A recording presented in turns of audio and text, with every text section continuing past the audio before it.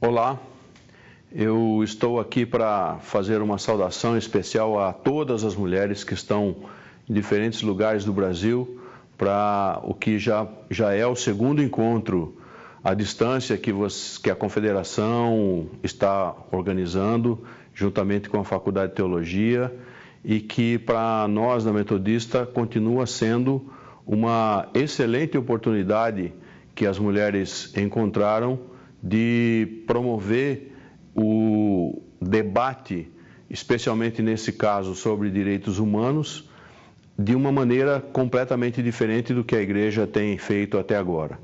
Então, a minha palavra de saudação, o desejo de que os trabalhos sejam muito produtivos, abençoados, para que esse segundo encontro já passemos a pensar em outros encontros, quem sabe a sonhar com outros voos. Eu tenho aprendido que na Confederação de Mulheres nós temos que estar sempre preparados para as novidades. E nós aqui na Metodista estamos preparados para acompanhar vocês. É possível voar mais alto? Vamos voar juntos com vocês. Então, obrigado pela oportunidade, por estarmos juntos nesse encontro mais uma vez. Fica aqui o meu abraço fraterno a cada uma de vocês e as pessoas que estão organizando esse evento. Contem conosco e que tenham um excelente trabalho mais uma vez nesse segundo encontro à distância que está começando agora.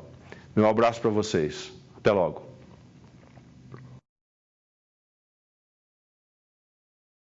É com muita alegria que eu trago a saudação da Faculdade de Teologia da Igreja Metodista às mulheres metodistas espalhadas por esse Brasil.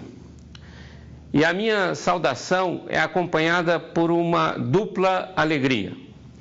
A primeira alegria vem pelo fato de as mulheres pioneiras estarem realizando este segundo Encontro Nacional de Mulheres à Distância. E é uma alegria ainda acrescida pelo fato de que as mulheres, as federações e a Confederação de Mulheres prepara esse encontro em parceria com o Centro Otília Chaves, dirigida pela professora Margarida Ribeiro, da Faculdade de Teologia. Então é com muita alegria mesmo que eu saúdo este segundo e maravilhoso encontro de mulheres metodistas à distância. E o outro grande motivo de alegria é pelo tema que as mulheres escolheram: Mulheres e Direitos Humanos. Este tema, ele vem de encontro à nossa tradição metodista de preocupação com os direitos humanos. Desde John Wesley, na Inglaterra, e passando por toda a nossa história metodista no Brasil, nós sabemos que há uma grande preocupação da Igreja Metodista com a questão da justiça, com a questão dos direitos humanos que devem ser estendidos a todos, sem discriminação de nenhuma espécie. E quando as mulheres se reúnem para discutir este tema, creio que nós retomamos muito daquilo que é a nossa tradição, que é a nossa razão de ser. Nós nos denominamos uma comunidade missionária a serviço do povo. E servir o povo significa, de certa maneira, também lutar pelos direitos humanos estendidos a todas as pessoas que fazem parte desse povo. E esta alegria, ela é também uma alegria que nós sentimos pela consonância do tema com a Bíblia. A Bíblia diz que a justiça corra como um rio.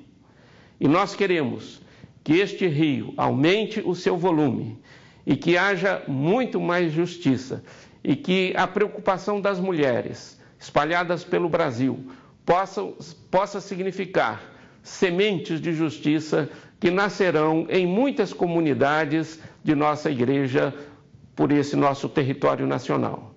Então, a minha dupla saudação é, neste momento, respaldada pela finalidade que nós sentimos na própria vida da Igreja Metodista, da Faculdade de Teologia e da Universidade Metodista de São Paulo.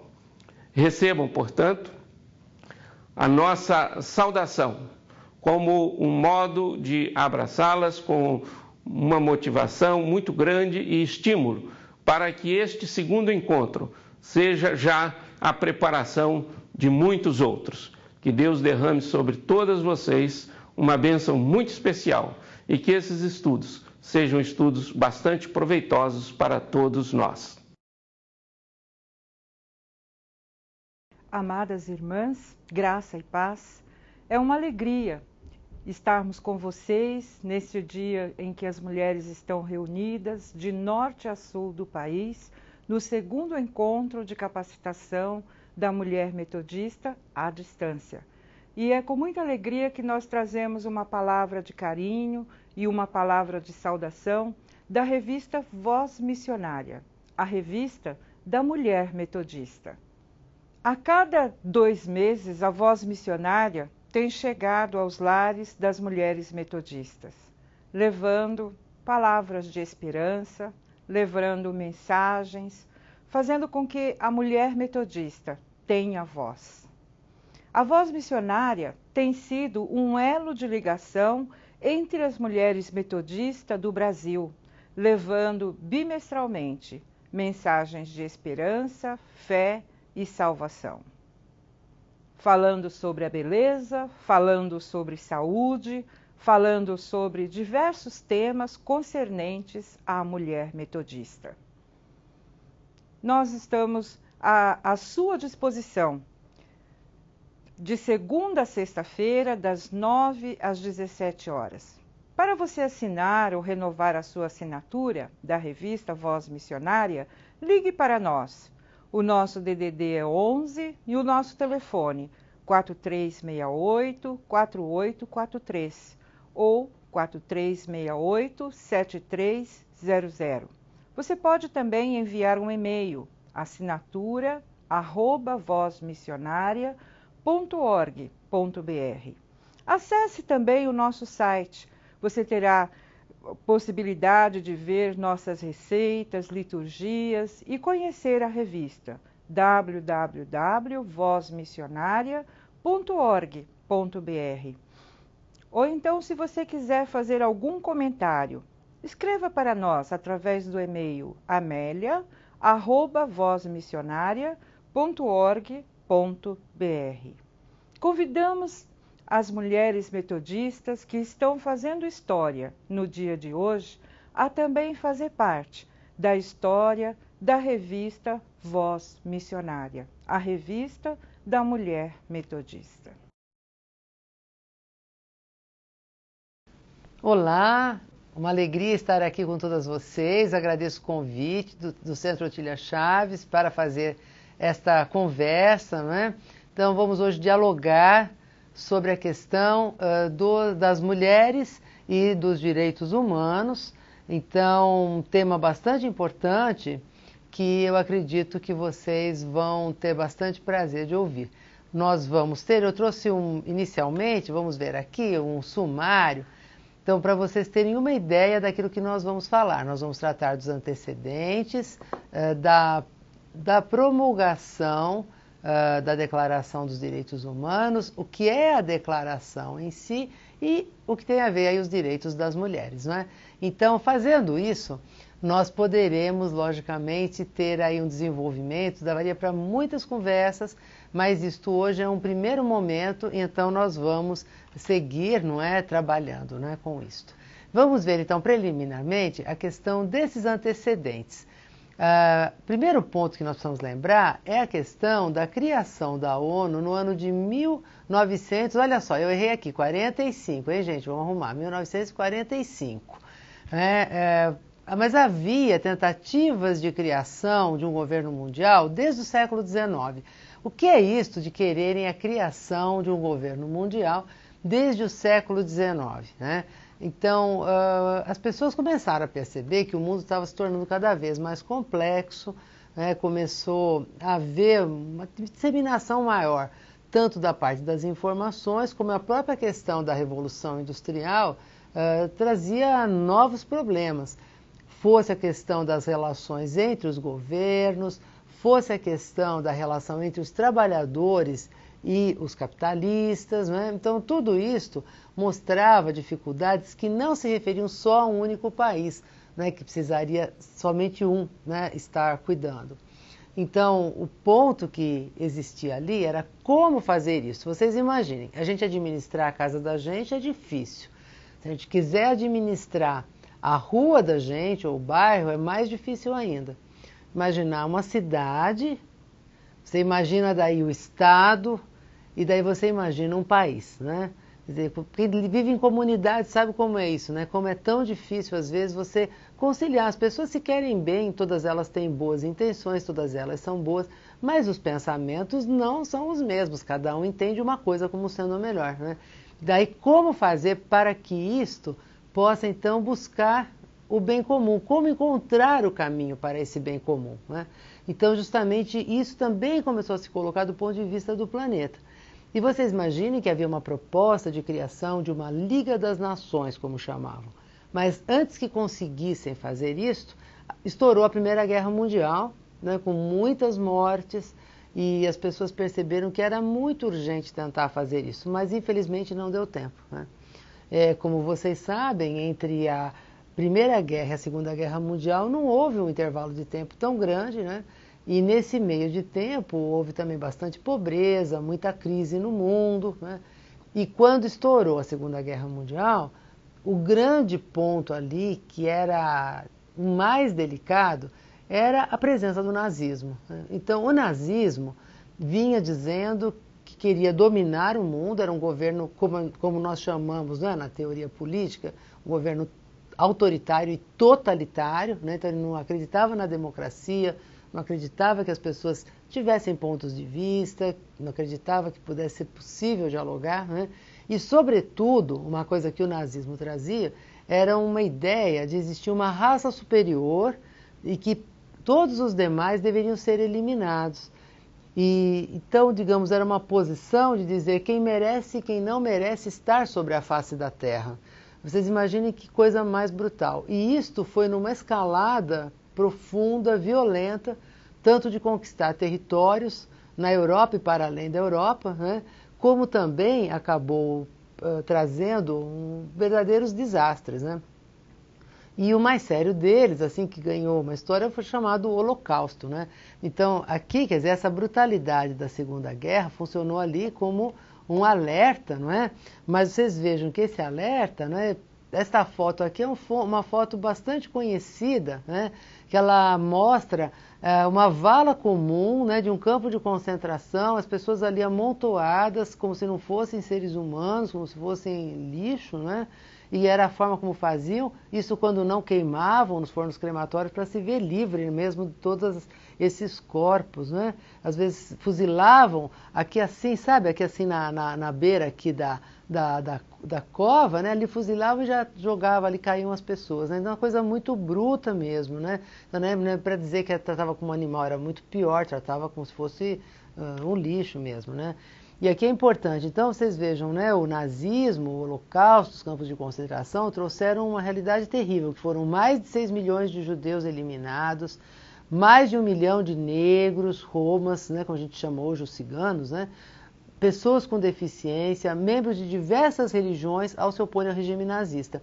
Isso aqui é um ponto interessante de falar, porque na Alemanha, o cristianismo era ali dominante, claro, né? Com alguma divisão entre o luteranismo e o catolicismo, ainda, né, tem lugares ali da Alemanha bastante fortes quanto ao catolicismo, mas o berço do luteranismo, né? Mas enquanto essas denominações cristãs se colocaram baixando a cabeça, né, como a gente diz, ao nazismo, nada aconteceu, mas todos os religiosos que levantaram a cabeça contra aquela opressão também foram levados para campos de concentração, também foram eliminados. Então era um regime que não aceitava determinados grupos de pessoas porque não mereciam viver sobre a terra, ou porque eram judeus, ou porque eram negros, ou porque eram ciganos, ou porque tinham alguma deficiência, ou então porque estavam pensando diferente deles, nem que estivessem em uma religião que eles até eram capazes de aceitar. E também o que não queria dizer muita coisa, porque obviamente dentro desse tipo de procedimento não havia nenhum princípio religioso, nenhum, que fosse justificar a ação que eles praticavam, né? Mas vocês vejam que teve mais, não é? Ali o que mais que eles fizeram? Vejam, eles fizeram experimentos médicos com seres humanos. Isso também é uma coisa muito interessante de ver, porque havia essa questão, por exemplo, de gêmeos, né? Então eles usaram gêmeos e cortavam, às vezes matavam um para fazer experimento com o outro. Então, realmente assim, é uma coisa quase inacreditável, quantidade de atrocidades que foram capazes de cometer contra seres humanos, e tudo em nome da ciência ou então em nome de aprimoramento da raça, né, e coisas realmente terríveis. Então, como dizia vocês, isso aqui é um ponto importante, né? Os nazistas afirmavam que essas pessoas não mereciam viver, elas não mereciam habitar a Terra. Então, por isso, não é que esse ponto ele vem trazer um grande alerta, vem trazer, não é, essa percepção que isso não pode ocorrer. Quer dizer, como pode um grupo de seres humanos dizer que outro grupo não merece viver, né? Assim, o que nós podemos dizer, né? Afinal, quem somos nós para fazermos um tipo de afirmação como essa, né? E eliminar em câmaras de gás, né? Para que seja mais rápido, né? Buscar a eficiência na eliminação de grupos de seres humanos. Então isso não pode ser esquecido, não como uma forma de rancor, sabe? Mas como uma forma de pedir que nunca mais se repita, de providenciar para que nunca mais se repita. Então esses atos brutais precisam ser lembrados nesse sentido. Volto a dizer, não da falta de perdão, não do rancor, mas para que não mais se repitam, né? E vejam que a Segunda Guerra também trouxe mais coisas. O que mais, né, nós temos? Nós temos nesses antecedentes dos direitos humanos a questão da bomba atômica, né, que começa com 2 cidades, Nagasaki e Hiroshima, e é a constatação de que o ser humano pode fazer ser humano também, e aí no caso até com todo o apoio da ciência também, e era o lado aliado, o lado que ganhou, né? Essa daqui é Hiroshima bombardeada, né, após o bombardeio. E aqui nós temos aqui as 2 bombas, né, que foram lançadas, né, vocês estão vendo? Aqui foi a bomba de Hiroshima, essa aqui é a bomba de Nagasaki, ainda com nomes gozados que punham. A bomba de Hiroshima chamada de Little Boy, quer dizer menininho, né? E a bomba de Nagasaki chamada de Fat Man, quer dizer o gordão, né? Então vocês vejam que ainda colocam nomes divertidos para algo que ia fazer a destruição, né? E aqui nós temos como foi, né, o resultado aí do ataque a Nagasaki, né, o resultado do ataque a Hiroshima. Então isso aqui é importante também da gente ter em conta, porque o que acontece é que assim, às vezes, no recontar a história, aqueles que ganharam tentam justificar tudo o que fizeram, mas nesse caso da Segunda Guerra não. Quer dizer, nós temos um tipo de brutalidade que foi o Estado colocado para matar, né, a máquina, né, do Estado, a máquina do governo da Alemanha, colocado para eliminar as pessoas sistematicamente, de uma forma planejada, por lei, né, e no caso de Nagasaki e Hiroshima, o uso da bomba, alegando que era para terminar a guerra, né. Então, essa percepção, nós vemos, né, que trouxe depois a consciência de que aquele esforço que vinha lá no fim do século XIX, né, e começou também no início do século XX, precisava ser levado adiante. Aquela ideia preliminar da Liga das Nações agora precisava realmente ir adiante e ser resolvida. Em particular porque esses aliados que vencem a guerra têm entre si também uma pendência, porque nos aliados estavam os Estados Unidos, que representavam o mundo capitalista, e a União Soviética, né, representando o mundo socialista. Então, em si, os próprios aliados tinham um tipo de atrito, não é, que também podia a qualquer momento fazer eclodir uma terceira guerra, e depois de provado o que é o poder da bomba atômica, as pessoas realmente ficaram com muito medo. E então aí nós vamos, né, tem a criação da ONU finalmente, né? Então vocês vejam que a criação da ONU em 1945, exatamente em 1945, o fim da Segunda Guerra, na cidade de São Francisco, nos Estados Unidos, né, lá na Califórnia. Então o pessoal vai e funda a ONU, né? E a ideia qual é? O reconhecimento da mútua dependência entre os países e a urgência de pensar o presente e futuro do planeta em conjunto, por todos os países, para evitar a destruição e buscar construir a paz. Vejam que isso é importante, evitar a destruição e buscar construir a paz. Quer dizer, ao tratarmos dessa questão, o que fica também claro é assim, evitar a destruição não quer dizer que a gente esteja já em paz, né? Buscar construir a paz. Então, a paz é uma busca, Porque o que se acredita é que a paz exige o bem-estar de todos os seres humanos. E quando nós pensamos nesse sentido, está bem longe de nós termos a paz ainda no nosso planeta, né? Vocês podem imaginar dessa forma, né? Agora, quando então a ONU é criada, qual é a ideia principal? A ideia principal aí é de que os países vão ter que começar a conversar, né? Então, eles precisam se acertar entre si, fazer negociações diplomáticas, achar caminhos comuns, algum que não está, como nós diríamos para as crianças, se comportando bem, né? Vai precisar do outro que lhe diga, né? Que crie um modo, né? Que seriam as sanções, muitas vezes, que são possíveis, mas sempre não violentas, né? Então, nada pela guerra. Então, a ideia é muito nessa direção entre os países, mas daí surge uma questão, né? E essa questão acaba sendo, mas e quem vai proteger os indivíduos? Porque um país é formado de muitas pessoas. Quantos milhões de habitantes tem o Brasil, por exemplo, não é? Então, quem vai proteger essas pessoas? Cada uma, individualmente, né? Então, vocês vejam que desse processo que nós temos aqui, que é a criação da ONU, né? Esse aqui é a sala lá da Assembleia Geral, onde ficam todos os representantes dos países, né? Aqui assim, vocês estão vendo aqui, olha essa parte aqui, né? Sempre ficam ali sentados as pessoas que estão na mesa, que vão comandar as reuniões, né? E aqui sentadinhos estão todos os representantes, cada qual com a plaquinha com o seu nome, tem um teto muito bonito em cima, não é? Então essa aí é a ONU, mas daí vem essa pergunta, não é? Como é que vai acontecer, não é? Isso, os direitos humanos poderiam se voltar para os indivíduos, né? Enquanto a ONU em si está voltada para os estados. Então, o que é isso na verdade? Vejam, isso aqui é um ponto importante, não é? Quer dizer, um ser humano, ele pode muitas vezes ser brutalizado pelo Estado, ele pode ser perseguido, né? Ele pode passar problemas. Então, se a ONU como um todo vai fazer os Estados conversarem, e na hora que as pessoas sentam naquele auditório enorme, né, que vocês viram, ali cada um representa o seu país. Então, a maior parte das vezes foi eleito, se o seu país é democracia. Outras vezes é um ditador, mas ele senta ali também, quer dizer, ali ele está representando o seu país. Mas isso não quer dizer que as pessoas individualmente estejam protegidas. Agora, de onde vem essa ideia da gente buscar proteger as pessoas?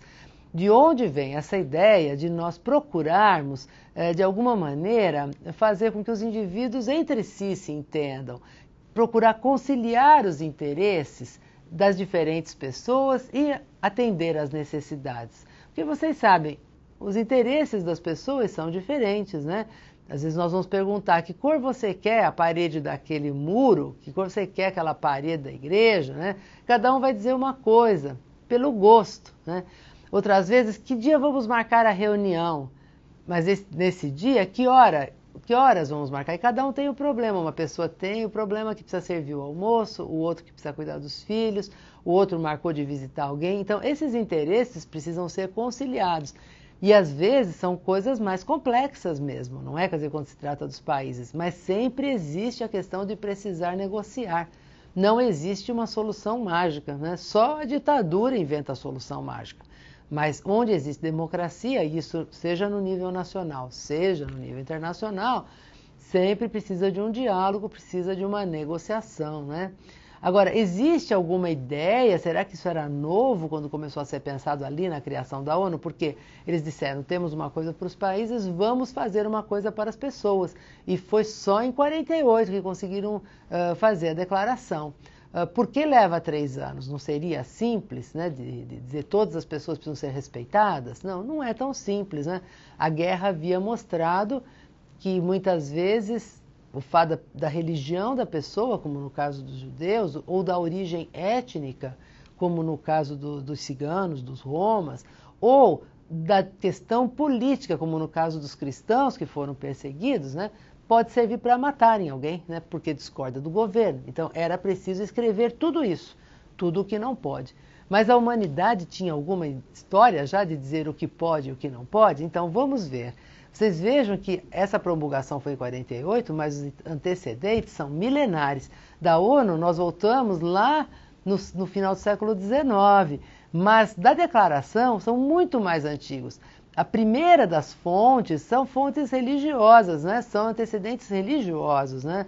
Então, assim, e esse versículo, né, que está assim perpassando todo esse encontro, né, ele é muito próprio em relação aos direitos humanos, né? Que é a palavra de Amós, o capítulo 5, versículo 24, ali, antes corra o juízo como as águas e a justiça como o ribeiro perene, né? Então vocês vejam que este tipo, né, de palavra mesmo que o profeta traz, né, e que vai estar presente em diversos momentos da Bíblia, é a primeira fonte mesmo dessa ideia dos direitos universais, dos direitos humanos, né? Se nós formos pensar as próprias tábuas da lei que Moisés recebeu, né, lá no Sinai. Agora, de toda forma, as outras religiões que não são dessa tradição judaico-cristã, elas também têm toda uma ancestralidade nessa questão do respeito às pessoas, né? Então as religiões têm buscado promover, então é uma fonte importante, né? E existem outras fontes também. Vocês vejam que aqui, por exemplo, uma fonte importante do ponto de vista político foi a Revolução Francesa, né? Que assim, na modernidade, é a grande mudança em 1789. É interessante, nós estamos falando de alguma coisa tantos anos atrás, não é? São aí, daqui a pouco, quase 250 anos, né? Mas, como vocês sabem, a Revolução Francesa teve uma influência muito grande sobre a humanidade, e um ponto aí bastante importante foi esse lado dela colocar os seres humanos todos como iguais, né? Havia aquele lema, né, de liberdade, igualdade, fraternidade, e neste lema, quer dizer, vinha esta ideia de todos os seres humanos livres, todos os seres humanos iguais, né? Porque sempre onde existe monarquia, onde existe ideia de nobreza, sempre acaba escapando isto, né? Então, e no caso, isso a declaração lá na Revolução Francesa nos traz, né?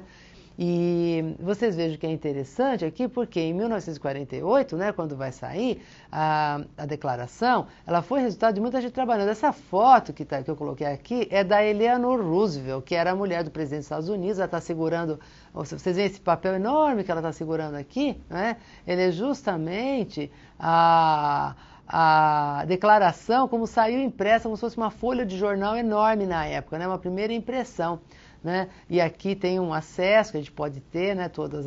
Depois o pessoal vai passar aí para vocês, né? Para poder ter a íntegra mesmo. Mas foi na Assembleia Geral, isso é a AG, né? Assembleia Geral da ONU, que promulgou a declaração. Mas do que trata a declaração, né? Então, a declaração tem 30 artigos. E nós vamos ver aqui, vocês vejam, então tem a igualdade de todos e todas em dignidade e direitos, o direito a ter todos os direitos, né, independentemente da condição social, raça, gênero, idade, origem nacional, religião, opinião política, o direito à vida, à liberdade e à segurança. Vejam vocês que aqui tem um bloco de 3, né, que são muito importantes, porque vai ser tratado aí justamente tudo aquilo, né, que o nazismo vinha negando, né, que era essa ideia, a igualdade de todos e todas, né? A ideia de que todos têm direito a ter direitos, independentemente da condição socioeconômica, da origem, da religião, de gênero, né? De ser homem, mulher, né? Da idade, de tudo, e todos têm esse direito. O direito à vida, à liberdade e à segurança também. Então, a vida, isso é um direito de todos, a liberdade e se sentir seguro. Vamos ver mais um bloquinho aqui desses 30 artigos, que é uma coisa bem rápida para vocês terem mais uma noção, né? Olha aí, ninguém será escravizado, ninguém será torturado. O direito de ser reconhecido ou reconhecida como pessoa perante a lei. O direito a não ser submetido ou submetida a qualquer forma de discriminação. O direito a receber dos tribunais remédio efetivo a tudo que viole os seus direitos. Então vocês vejam, ninguém será escravizado, quer dizer, uma palavra que é da maior importância num país que tem essa tradição escravocrata como aqui no Brasil, onde ainda existe trabalho escravo em forma contemporânea, com uma pessoa que o patrão empresta o dinheiro, daí ele não consegue pagar. São casos ainda brutais que existem, mas que são formas de escravidão.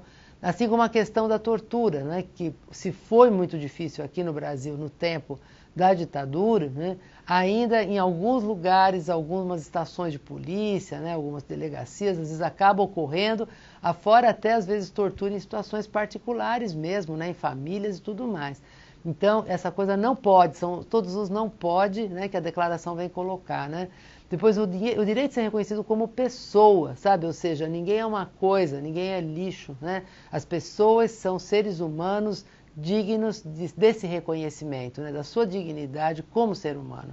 Depois, o direito a não ser reconhecido, não ser submetido a qualquer tipo de discriminação, seja pelo que for, não é para ninguém ser discriminado e ser, sabe, receber um tratamento de deboche, né, ou ser tratado como se valesse menos, ou como se pudesse menos, né? Isso às vezes para as crianças em escolas, às vezes o que a televisão faz em termos de imagem, às vezes o lado que é dado como cultural traz, o machismo, né? Tudo isso são formas de discriminação que são inaceitáveis. Também aqui o direito a receber dos tribunais um remédio efetivo ao que viola os seus direitos, né? Esse terceiro aqui, vocês viram. Então, por que isso? Porque se alguma coisa viola os direitos, não basta dizer, puxa, foi violado, o que nós vamos fazer, né? Então, por exemplo, a ideia que a gente discute muito de existir uma ação afirmativa nas escolas, nos toda a parte profissional, no emprego, né, em termos de oferta de vagas no mercado de trabalho, porque a tradição aqui dentro do Brasil acabou estabelecendo um tratamento muito desigual em relação aos negros, às negras, às mulheres também, né, em termos, às vezes, de promoção no trabalho e até para acesso, porque vai ficar grávida, né, não querem empregar. E a mesma coisa também em termos dos indígenas. Então, tudo isso não pode ocorrer, né? Isso não pode haver esse tipo de violação. Então, às vezes, é um gesto jurídico ter uma ação afirmativa para que a justiça para esses grupos humanos possa voltar a existir, né? Depois, nós temos aqui mais um bloquinho de direitos, é o direito a não ser preso, detido ou exilado de forma arbitrária, né? Mas de que forma isso, né? O direito a ser ouvido ou ouvida por um tribunal independente e imparcial se for acusado ou acusada de algum crime. Então ninguém pode ser preso de forma arbitrária se for condenado por alguma coisa dizendo que, olha, você fez um crime, essa pessoa tem direito a ser ouvida, né? Tem que existir alguma coisa que comprove por que ela deve ser presa, e ela deve ir a julgamento, deve ser ouvida, né, de forma imparcial, e vejo aí na sequência, né, o direito a ser considerado ou considerada inocente até prova em contrário, conforme a lei, né? Então isso aqui é uma coisa bastante importante também, porque às vezes as pessoas já condenam antes da hora, né? Porque imaginaram, porque alguém disse, e às vezes é um falso testemunho, então não pode. A pessoa tem direito a ir a um tribunal, ela tem direito a ser julgada, ela tem direito a ser ouvida, né? E se esse tribunal considerar que ela deve ter uma pena, ela vai pagar essa pena, né? Mas então é importante a gente não extrapolar, né? Vamos ver agora o que desgarra um pouquinho desse bloco aí, que é o artigo 12 da Declaração, que é o direito à privacidade. Então isso aqui também é um ponto muito importante para nós considerarmos, porque o direito à privacidade, ele tem a ver com alguma coisa que perpassa a vida da pessoa, não só ali no âmbito da sua casa, mas que o espaço da casa é o espaço mais claro, né, de privacidade que a pessoa tem, mas em outros espaços também. Então, por exemplo, no espaço de trabalho, que a pessoa possa ter um armário onde guardar suas roupas enquanto ela vai trabalhar, né, com o seu uniforme de trabalho, que ela tenha uma chave para que ninguém mexa, né, a correspondência não ser violada, quando alguém vai usar o toalete, que vai fechar a porta, que ninguém possa entrar, não ter câmeras, né, de controle das pessoas dentro de espaços em que elas precisam ter a sua privacidade, a sua intimidade garantida. Porque a questão da intimidade é um direito, né? E às vezes mesmo nas famílias, isso é uma coisa muito delicada. Às vezes as pessoas acham que dentro de casa todo mundo pode ficar vendo tudo e não sabe, ou falar tudo, e também não é assim, né? A privacidade, a intimidade, ele é um fato da individualidade de cada um, mesmo para a criança, né? Tem a ver com o desenvolvimento aí de cada um. Então isso é importante saber respeitar. Às vezes não é fácil, sabe? Porque é mais fácil, às vezes, a gente invadir a privacidade do outro, fazer perguntas por curiosidade, fazer fofoca, né? Falar da vida dos outros. Sabe o que eu vi? Eu vi, mas por que você precisa falar, né?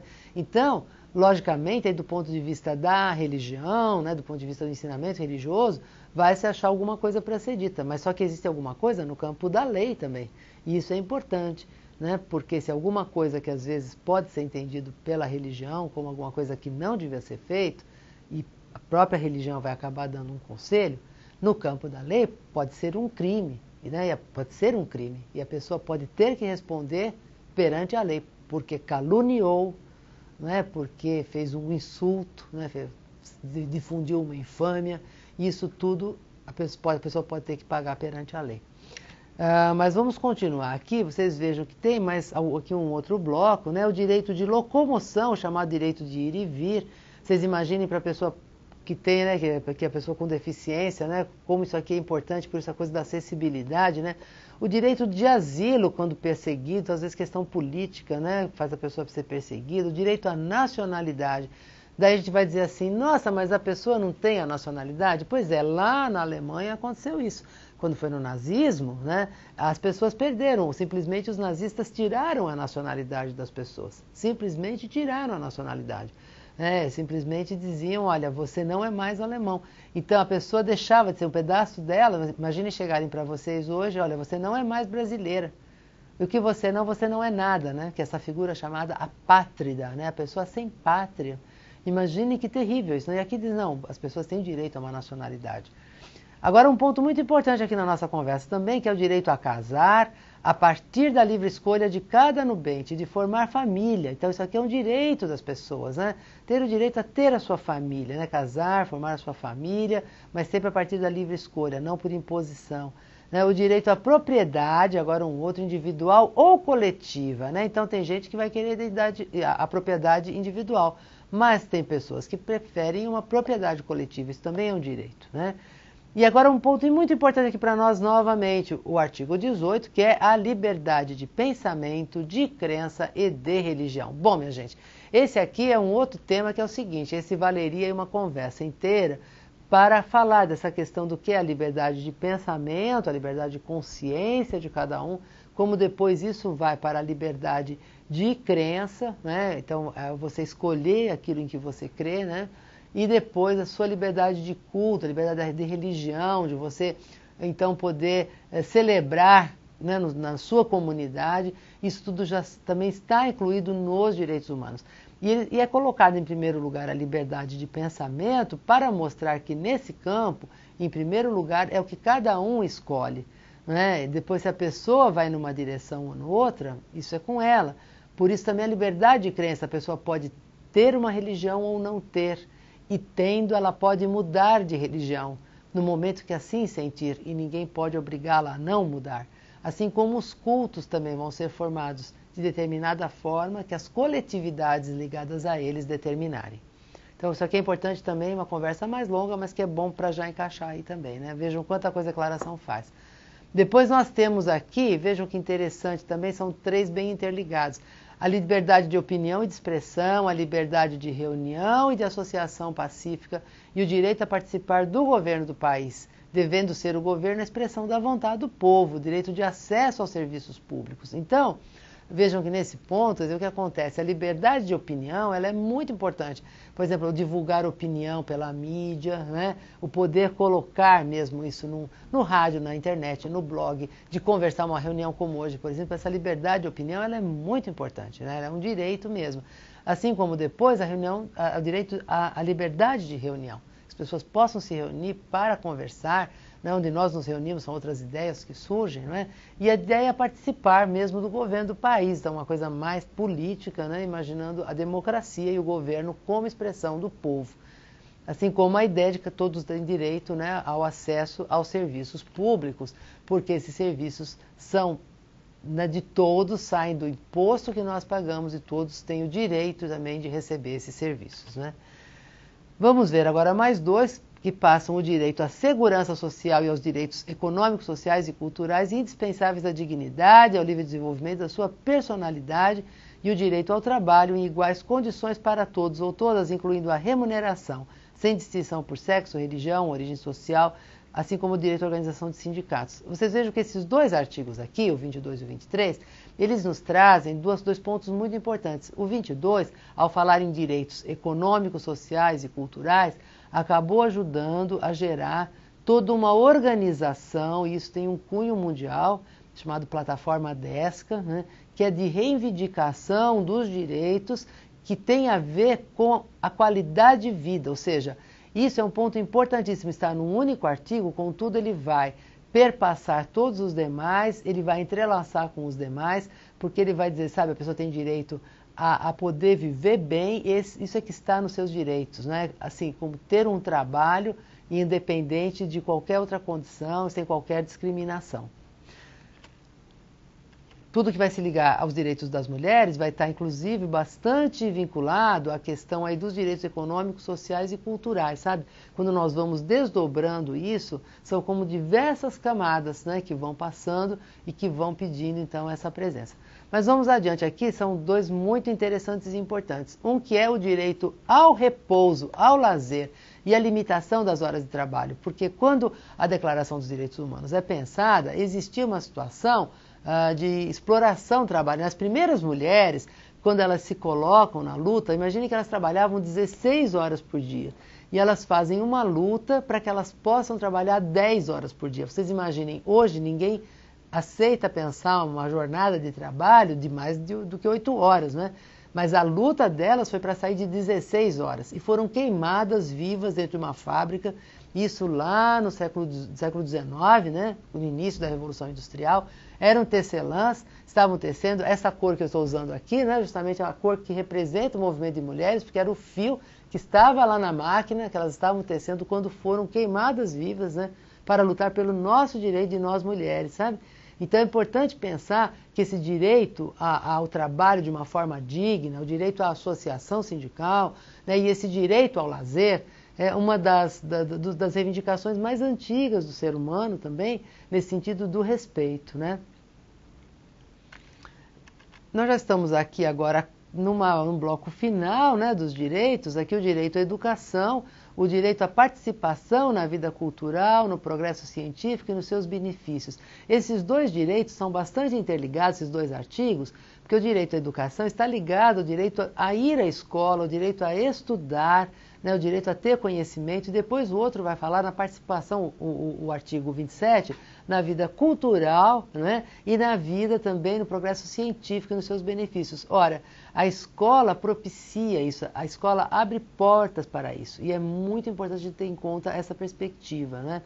E vamos seguindo aqui, olha aí, o direito a uma ordem social e internacional que respeite os direitos humanos, ou seja, não tem como conseguir esses direitos se esta ordem social internacional não for estabelecida. Ao mesmo tempo, depois de 28 direitos, o que é que a declaração diz? Que nós todos temos deveres para com a comunidade e que os deveres que nós temos para com a comunidade, eles são correspondentes a todos esses direitos. Ou seja, na hora em que eu digo, por exemplo, o direito a formar uma família, quer dizer que eu assumo também a minha parte de deveres junto à minha família. A hora que eu digo direito à educação, eu assumo perante a escola, hoje meu papel como professora, como antes assumi meu papel como aluna, né? Eu digo liberdade de crença, liberdade de culto, eu assumo meu papel como parte de uma comunidade religiosa, eu assumo meu papel como alguém, né, que acredita, né, que professa uma determinada fé. E, finalmente, esse artigo 30 diz que é um dever de todos não usar os termos da declaração contra ela mesma. Porque vocês sabem, muitas vezes as pessoas são um pouco cínicas, não é? E às vezes elas são assim não é porque elas querem, mas elas são dessa forma, não é? Então acabam usando aquilo que está escrito na declaração para falarem contra a própria declaração. Isso não, a declaração já prevê como se fosse uma vacina, né, contra isso. Agora, quando nós vamos passar, então, já para esse nosso bloco final, que é a questão das mulheres e os direitos humanos, né? Eu trouxe aqui, talvez, para uma foto que é para marcar das questões mais graves que nós temos no Brasil, que é a questão de viver sem violência como um direito das mulheres, né? Todo mês de novembro, né? A partir do dia 16 de novembro, começa ali toda uma programação, né? Que é uma jornada de dias sem violência contra a mulher, não é? mas assim, os movimentos das mulheres também, eles têm uma história mais acentuada a partir do século XIX, não tão antiga quanto os direitos humanos, né?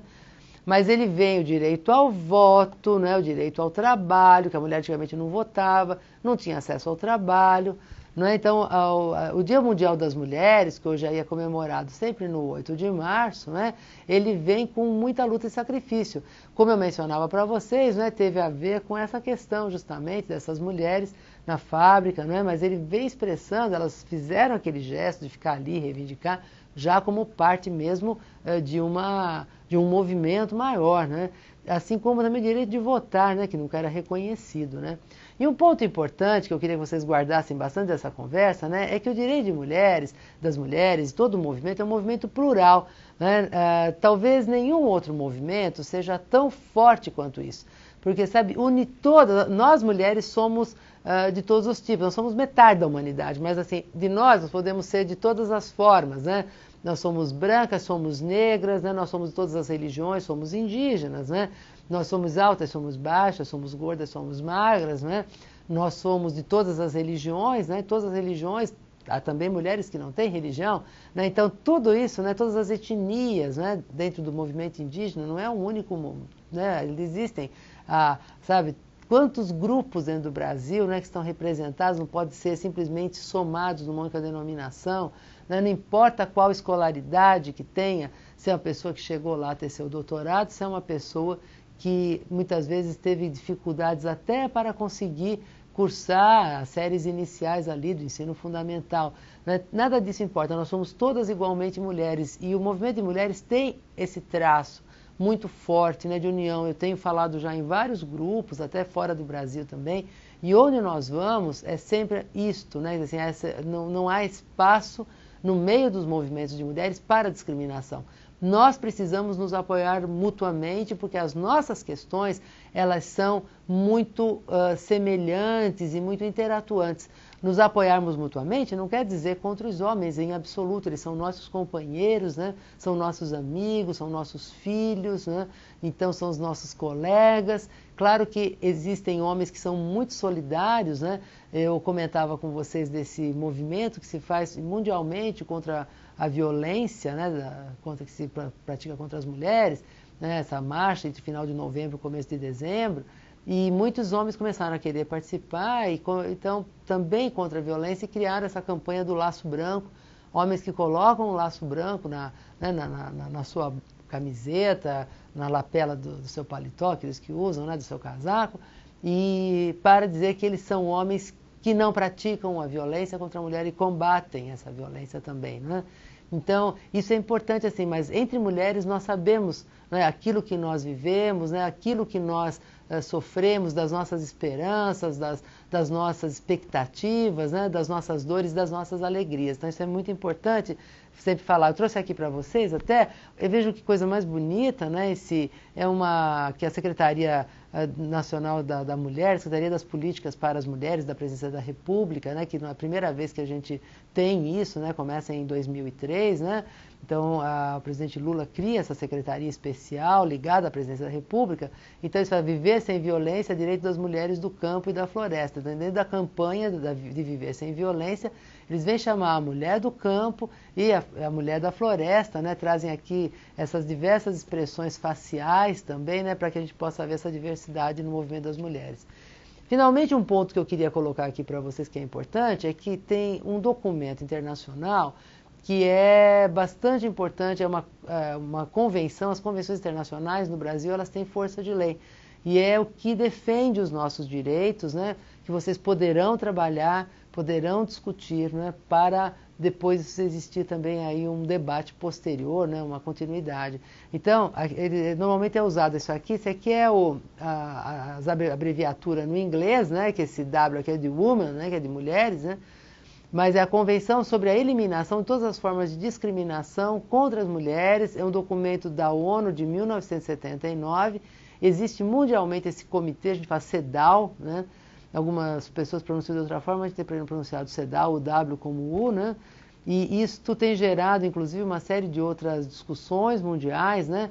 Como aqui a Conferência do Cairo sobre População e Desenvolvimento de 94, né, uma coisa importante, a Conferência da ONU em Pequim, né, então no Cairo teve uma conferência em Pequim, teve outra em 94, 95, e essas conferências mundiais, elas geraram uma série de declarações, elas geraram uma série de questões e programas de ação, declarações, né? E tudo isso, então, elas têm sido revistas com 5, com 10 anos, né?